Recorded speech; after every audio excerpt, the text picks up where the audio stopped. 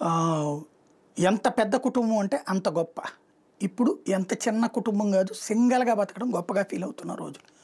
ఈ పరిణామాలతో ఏమవుతుందంటే, అంటే ఆస్తి ఉన్నటువంటి వాళ్ళు సింగిల్‌గా బతుకుతా ఎంజాయ్ చేద్దాం జీవితాన్ని అనుకుంటున్నారు.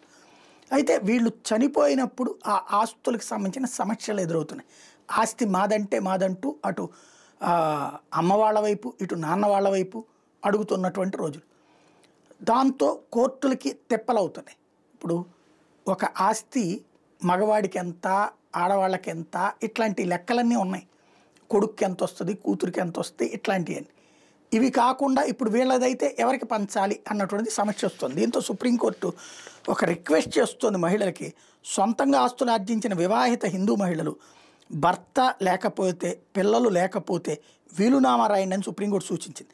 తద్వారా భవిష్యత్తులో ఎట్లాంటి వివాదాలు, వ్యాజ్యాలు తలెత్తకుండా ఉంటాయని చెప్పుకొచ్చింది. మహిళలు సొంతంగా ఆస్తులు ఆర్జిస్తారు. హిందూ వారసత్వ చట్టం 1956 రూపొందించేటప్పుడు ఊహించలేదు ఇట్లా సొంతగా సంపాదిస్తారని. గత కొన్ని దశాబ్దాలుగా మహిళలు పురోగతి సాధించారు. విద్య, ఉద్యోగ, వ్యాపార రంగాల్లో రాణిస్తూ సొంతగా ఆస్తులు సంపాదించుకున్నారు. భర్త చనిపోయి పిల్లలు లేకుండా హిందూ మహిళ మరణిస్తే ఆమె ఆస్తులు భర్త వారసులకు వెళ్తున్నాయి. ఇది మహిళల తల్లిదండ్రుల కుటుంబాల్లో ఆందోళన కలిగిస్తోంది అంటూ justice B V Nagarathna, justice R మహదేవన్ల ధర్మాసనం పేర్కొంటూ చట్టంలోని సెక్షన్ 15(1)(b)ని సవాల్ చేస్తూ దాఖలైన ప్రజాహిత వ్యాజ్యాన్ని తిరస్కరించింది.